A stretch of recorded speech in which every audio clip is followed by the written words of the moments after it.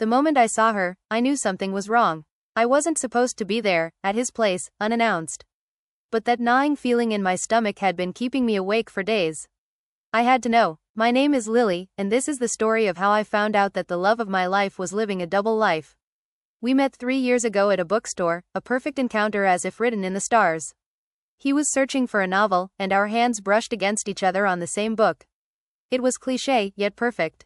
Our relationship was filled with passionate debates over dinner, late-night karaoke sessions, and dreams of a future together. However, things started to change a few months ago.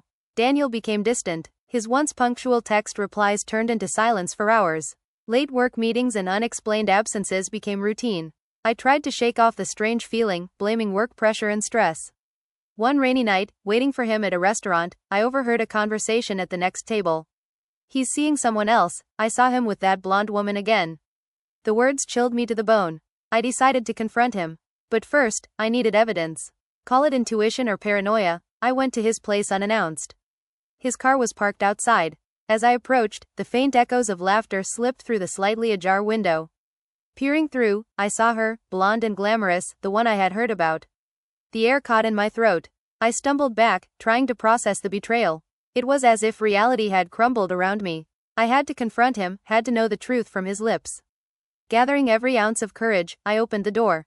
As I stepped inside, Daniel's surprised eyes met mine.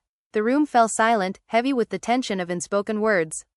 My voice trembled as I spoke. "Daniel, who is she? Tell me the truth." His eyes flickered with guilt and fear. "Lily, it's not what you think. She's my sister." I blinked, the world tilting on its axis. "Sister? Why didn't you ever mention her?" Daniel sighed, his face a mix of relief and sadness. "We were estranged. I haven't seen her in years. I've been reconnecting, but I didn't know how to tell you." "I'm sorry, Lily." The revelation hit me like a tidal wave. Was it true? His sister? The emotions, the late nights, began to make sense. But then, why hide it? I turned to leave, my heart heavy with confusion and a sliver of relief. As I reached for the doorknob, her voice stopped me. "You're leaving already?" I spun around, shocked.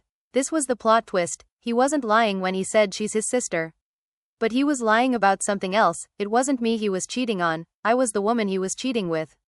The realization dawned as she continued, "When are you going to end things with her, Daniel?" I gasped, looking back at Daniel, betrayal painted across his face. I was the other woman. Heartbroken and shattered, I left.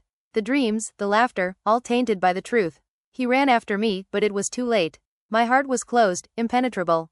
In the weeks that followed, I learned to pick up my pieces, build walls, and whisper words of self-love in the mirror. I had been blind but could finally see.